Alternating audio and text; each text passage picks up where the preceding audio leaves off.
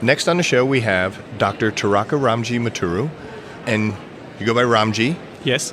And you're with PeelON. And I want to say, first and foremost, congratulations on making it to the 7 finalists for the Startup Lab Pitch Competition. Thanks, Rick. I've been very impressed by your solution. And why don't you just take a minute at a high level, just kind of share with our audience what you do. Absolutely. So our solution is PeelON. So PeelON is a biodegradable packaging solution. So that creates the microclimate on the fresh produce when it's packed.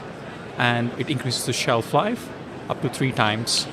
So the advantage here with the growers or with the distributors or exporters, so they could transport for longer distances, and any hurdles with the supply chain, with change of temperatures, with change of humidity, and this could all be solved by our single solution.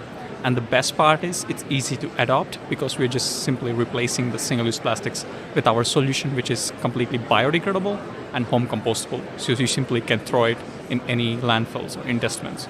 I love this for 2 reasons. The first is food waste is a big problem globally. $2.6 trillion. Yes, and it's every year. Every year, the percentage of food waste grows. The other aspect is pollution via plastics. Plastics are in our lives. We know it. They have been for a long time. We benefit from them. They're not going away, but we could reduce and alter some of the uses. And you're doing both here. How did you come up with this? Like, where was the start? Well, I would say it's hard to say eureka moment, but yet it's a lot of failures and we have been testing trials, and we're trying to understand the market because as a scientist, I'm more confined to the lab. At the same time, we were not aware completely like how the market works. So we initially started with the edible coating.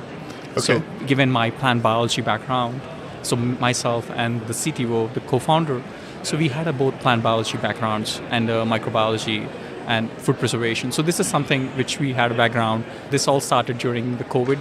We had plenty of time like every other person in the world. Mm-hmm. So this is one of the problems, why not solving it? So we started initially with edible coating technology. So where we were able to coat the fresh produce, like mainly the stone fruits, like with the hard shell, avocados, apples, or citrus fruits.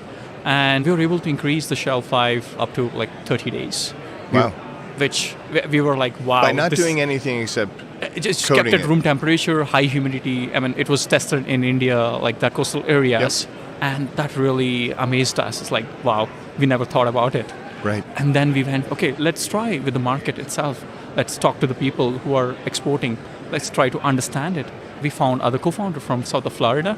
So he really immediately joined. He was excited with our technology and he joined the company as well. So we said okay, let's test with the market. We went back and forth with the different retailers, small retailers, exotic fruit distributors.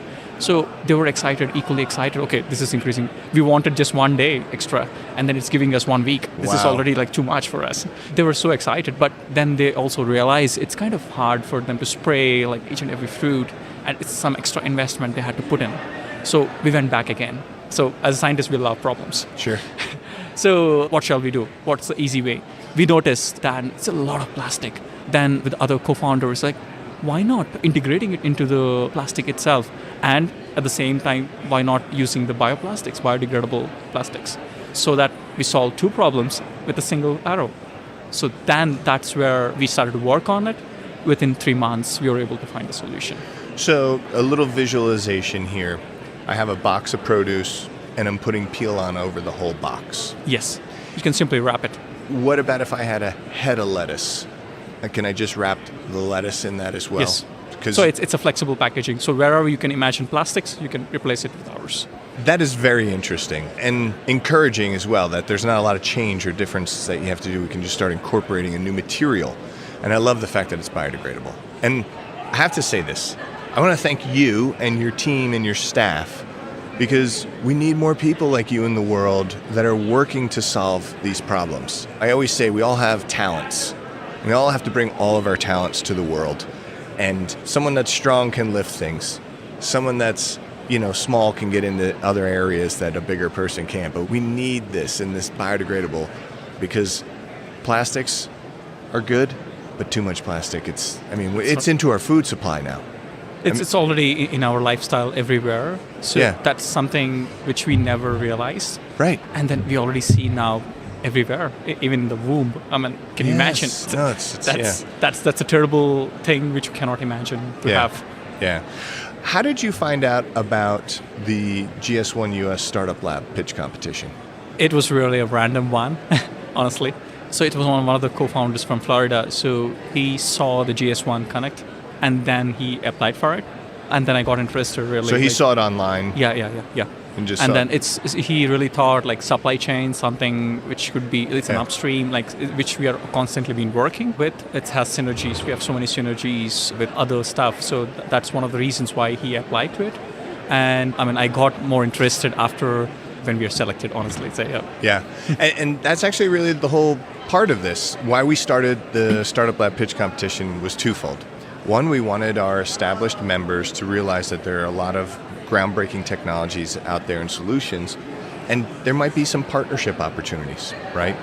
And then two, we wanted the startup environment to realize that there are some really strong standards that they could leverage to help them scale faster and get quicker adoption. And we do a lot of work within food. I mean, we have so much going on with the Food Safety Modernization Act, with grocery, food service.